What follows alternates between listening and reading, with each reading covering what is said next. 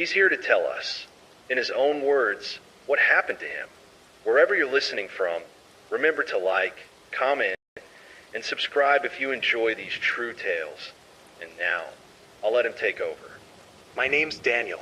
I grew up in a small town in northern Kentucky, not far from the Ohio border.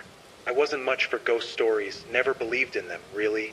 But the summer after I turned 27, I moved into an old farmhouse my grandfather left me, sitting alone at the end of a dirt road that the locals just called the Hollow. It was late August when I first arrived. The sun was setting behind the ridges, and the air smelled of hay and wet earth. The house looked like it hadn't been lived in for decades. Paint peeling, windows dusty, shutters hanging off their hinges. I thought it was perfect, quiet, secluded, my kind of place. The first night, I unpacked, made a small fire in the old stone fireplace, and tried to convince myself that the creaks and groans of the old house were just what's settling. But even as I told myself that, I couldn't shake a feeling, like I wasn't supposed to be alone in that place. It started with small things. The floorboards in the hallway would squeak even when I hadn't stepped near them. I'd be in the kitchen, and the pantry door would swing open on its own, just a crack, as if someone had brushed past. I tried to ignore it. I kept telling myself that wind, or maybe an animal, was responsible.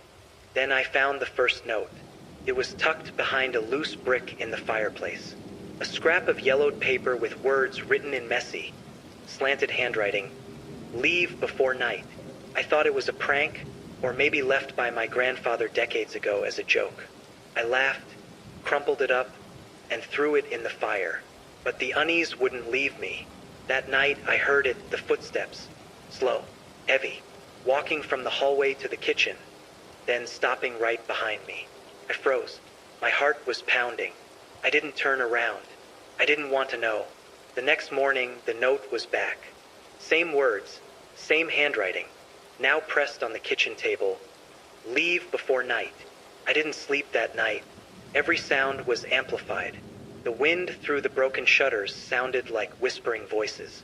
Somewhere upstairs, I thought I heard someone walking across the floorboards, even though the attic had been locked since I got there. Days passed, and the incidents grew stranger. Mirrors would fog up, even when the house was cool. I would wake in the middle of the night to the feeling of someone standing at the foot of my bed. Always there, watching, silent. One evening, I went to the barn at the edge of the property. It had been empty for years, and I wanted to clean it up. As I opened the rusted door, I felt a cold wave rush past me, like someone had pushed through the air. Inside, the barn was empty, or so I thought. In the far corner, I saw a figure, a shadow of a man, hunched over like he was kneeling. I called out. No response. When I took a step closer, the shadow disappeared. After that, things escalated quickly. The knocking started. At first, it was occasional on the walls, on the floor, in the ceiling. Then it became constant. Every night, without fail, it would start just after midnight. A rhythm, like a heartbeat, pounding through the house. And then the whispering. Names, my name, softly at first, then louder, more insistent. I tried to leave, packed my things. But the moment I hit the dirt road to the main highway, something stopped me. The air grew thick, like the fog in the valley had suddenly dropped, and I could see the farmhouse from the road. But the lights were on. There weren't supposed to be lights on. The place had no electricity connected. Yet, through the windows, I saw shadows moving. Not me moving. Not the wind. Shadows of people, of figures. Watching. Waiting. I've told myself since then that maybe I imagined it. Maybe the isolation, the heat, the stress of moving into an old house did something to my mind. But I know what I saw. I know what I felt. And I know, even now, that the Hollow doesn't want anyone there. I sleep with the lights on now. I've never returned to that farmhouse since I left. But some nights, when the wind shifts just right, I swear I hear footsteps again. Outside my window. Slow. Heavy. Waiting. The days after that first night were a blur of unease and exhaustion. I tried to get back to a routine, fixing the roof, clearing weeds from the yard, even painting the peeling shutters. But no matter what I did, the house had its own rhythm, its own will. It was the third night that things went beyond just shadows and whispers. I was lying in bed, the ceiling fan creaking, when I felt it again, that presence at the foot of my bed. But this time I could see it. Not clearly, but enough. A figure, darker than the room, standing silently, watching me. My heart froze. I wanted to scream, but no sound would come. My body felt heavy, as though the air itself had turned to lead. I blinked, and it was gone. But the weight didn't leave. I could feel it all around me, pressing in like the walls were closing. I got up, shakily, and went to the window. The valley outside was quiet, empty, peaceful, except for one thing. In the distance, near the edge of the forest, there was movement. Figures, slowly emerging from the tree line. Not running, not walking, gliding almost. I told myself it was a trick of the moonlight, shadows of trees and branches. I wanted to believe that, but I couldn't shake the feeling that they knew I was watching, that they were waiting. The next morning, I found the second note. Same messy handwriting, same yellowed paper, but this one had changed. It said, "You can't leave." That hit me harder than anything before. I'd felt it before, that fear in my chest, but reading those words made it tangible. The house wasn't just haunted, it was alive, and it didn't want me to go. I began to notice things in the daytime too. Small things like objects moving when I wasn't looking. A chair shifted an inch, a plate overturned in the sink. But more disturbing were the sounds. Footsteps in the hallways during the afternoon, soft at first, then growing louder as if something was pacing, circling me.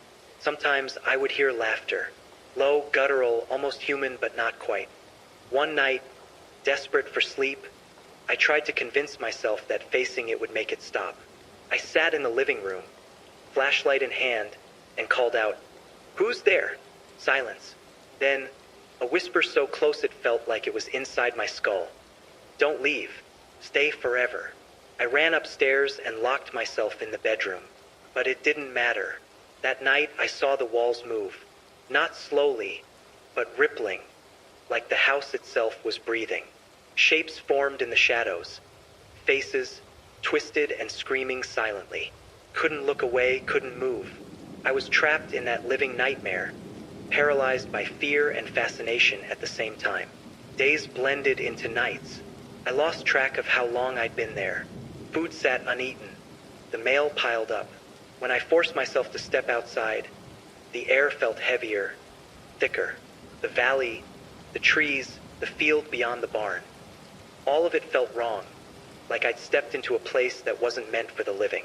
It was during one of those desperate daylight walks that I found the old well behind the barn. The stones were covered in moss, and the water inside was black and still. I don't know why I felt compelled to look, but I leaned over the edge. For a moment, I thought I saw faces in the water. Pale, desperate faces, pressing against the surface from below. I stumbled back, heart racing, and the air turned icy cold. The whispering followed me back to the house. That night, I couldn't sleep at all. Every creak, every shadow, every whisper felt like it was coming from inside me. I tried talking to myself, rationalizing, but it was useless. And then I heard it. A voice, clear and unmistakable, whispering my name from the basement. I don't know why I went down there. Curiosity, courage, or the sheer terror of not knowing. The basement door was cold to the touch. The air inside smelled of damp earth and decay. As I descended the steps, I felt fingers brush my shoulder. Not human fingers. Long, thin, icy. I spun around, nothing. And then I saw it. At the far corner, where the shadows pooled thickest, a figure crouched. Its head tilted unnaturally, and its eyes, if you could call them that, reflected the faint light from the single bulb overhead. It didn't move. It just watched me. And for the first time, I understood. This wasn't random haunting. This was intentional. It was waiting. I ran back upstairs, heart hammering, and locked every door I could find. I didn't sleep. Couldn't. The house was alive, breathing, watching. And every night, it became more daring, more bold. I began to realize that staying was a trap. But leaving wasn't an option either. Something didn't want me to leave. And I was learning, too late, that the house had a way of making that clear. I thought I'd seen everything the house had to offer by then, but I was wrong. By the 4th week, the presence didn't just linger in the shadows. It invaded everything I did. It started with the animals. My old dog, Rusty, who had been my companion for years, refused to come near the house. He would stand at the edge of the yard, growling at nothing, hackles raised, eyes fixed on the house as if he could see them too. One morning, I found him whimpering, nose pressed to the back door, staring at the basement window. I never went down there again. Then came the voices, not whispers this time, but speaking. Clear sentences, forming words in a language I didn't understand. The kind of language that makes your stomach twist and your skin crawl. I would wake in the middle of the night to conversations, like dozens of people just beyond the walls, speaking all at once, overlapping, incomprehensible. And every so often, I'd catch one word I understood. My name. Always my name. Objects began moving in ways that defied explanation. Plates slid off counters as if pushed. Chairs tipped over. Doors slammed shut with such force the entire house shook. I tried recording it on my phone, trying to convince myself it was just some trick I was imagining. But the recordings were always silent. Nothing. Just static, like the house itself swallowed the evidence. One night, I decided to leave. I packed my things, called a cab, and even started my car. The engine wouldn't start. The radio, which hadn't worked in years, came alive suddenly, blaring static, then faint, distorted laughter. I slammed my hands against the steering wheel, trying to make it stop. And then I heard it, footsteps behind me. Not on the road, not outside. Inside the car. Heavy, deliberate, pacing. I didn't look back. I knew what I'd see. I finally managed to get the engine running and drove as fast as I could down the hollow road. But when I looked in the rearview mirror, I swear I saw it. The figure from the basement, standing in the middle of the road, watching me go. And then it vanished. Back at the house the next day, or what I thought was the next day, I found the notes again. More of them, taped to the walls, scattered across the kitchen table, tucked inside drawers. But these weren't warnings anymore. They were demands. You belong here. Don't try to leave. Forever. And it wasn't just the house anymore. I started seeing them outside. At night, when I tried to leave for groceries or even a walk, shadows appeared at the edge of the fields, just standing there, watching, always watching. Their forms weren't solid, more like smoke shaped into figures, but when I looked away, I could feel their gaze on me. Sleep became impossible. I would wake to feeling hands on my face, cold, clawing, pressing me down. Shadows crawling along the walls, whispering my name. Sometimes, when I turned on the lights, I would catch glimpses of them in the corners of my eyes. Pale faces with hollow eyes, mouths moving in silent screams. One evening, I sat on the porch, trying to keep my sanity.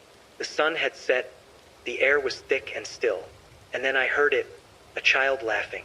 Sweet, high-pitched, innocent, but coming from the barn. The barn had been empty for decades. Rusty barked and bolted from the porch, refusing to return. I grabbed a flashlight and forced myself toward the barn. Inside, the air was frigid. My breath came in clouds.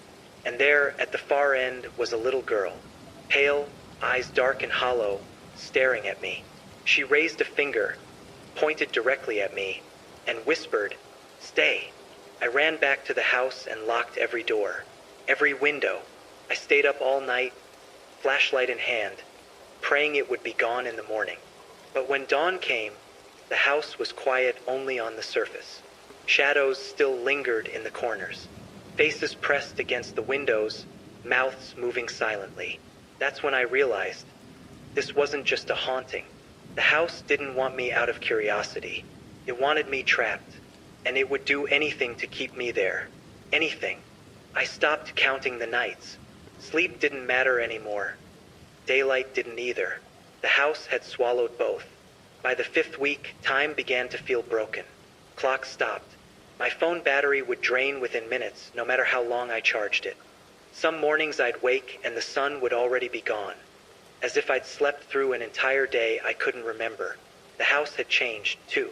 The walls looked darker, as if stained by something seeping through from the other side. The smell of damp earth and rot never left. And the sounds, those were the worst. You'd think it would be the screams or whispers, but no. It was the breathing. I could hear the house breathing, every night. Long, deep, human breaths coming from the walls themselves. I started marking days on the kitchen wall to keep my sanity.